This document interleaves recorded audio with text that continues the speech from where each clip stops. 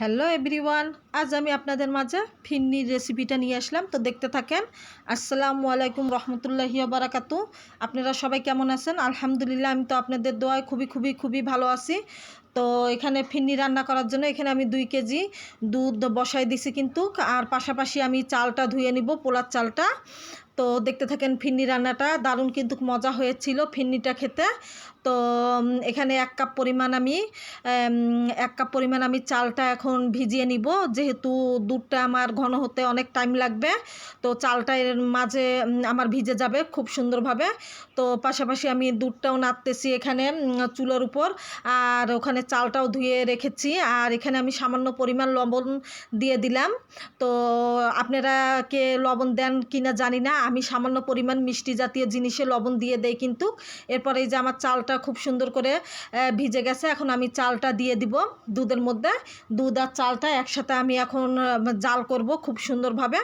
আর এই ফিন্নি রান্নাটার জন্য আমার লাগবে একটু গুঁড়া দুধ, 1 কাপ পরিমাণ গুঁড়া দুধ লাগবে, আর পরিমাণ মতন চিনি লাগবে। আপনারা যে যেরকম মিষ্টি খান ঠিক সেই পরিমাণ চিনিটা দিবেন। তো আমি একটু বেশি মিষ্টি খাই, তো একটু বেশি মিষ্টি দিলে ভালো হয়।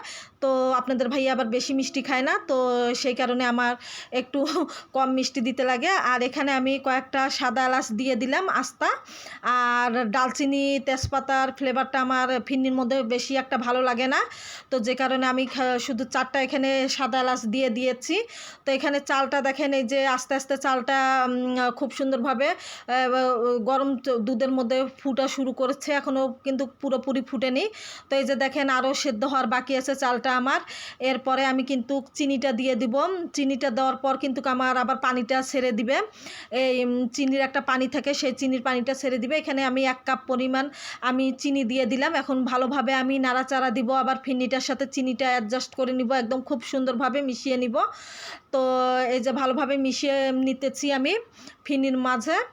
তো এরপর আমি গুঁড়া দুধ কিন্তু নিয়েছি, 1 কাপ পরিমাণ গুঁড়া দুধটা দিয়ে দিব। 2 লিটার গরুর দুধে আমি 1 কাপ পরিমাণ গুঁড়া দুধটা দিয়েছি, আর 1 কাপ পরিমাণ আমি চাল দিয়ে দিয়েছি, পোলার চালটা। তো খুব সুন্দর মজার হয়েছিল কিন্তু ফিন্নিটা। তো এভাবে রান্না করলে কিন্তু দারুণ একটা নাস্তাও হয়ে যায় সকালে।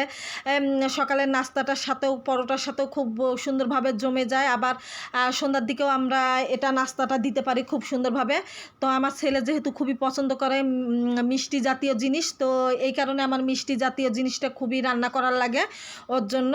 তো ফাইনাল রেসিপিটা অবশ্যই দেখে নেবেন আপনারা। হয়ে গেছে, এই যে আমি উপরে ডেকোরেশন করেছি কাঠবাদাম, পেস্তা বাদাম, কিশমিশ, এগুলো দিয়ে খুব সুন্দরভাবে ডেকোরেশন করে আপনাদের মাঝে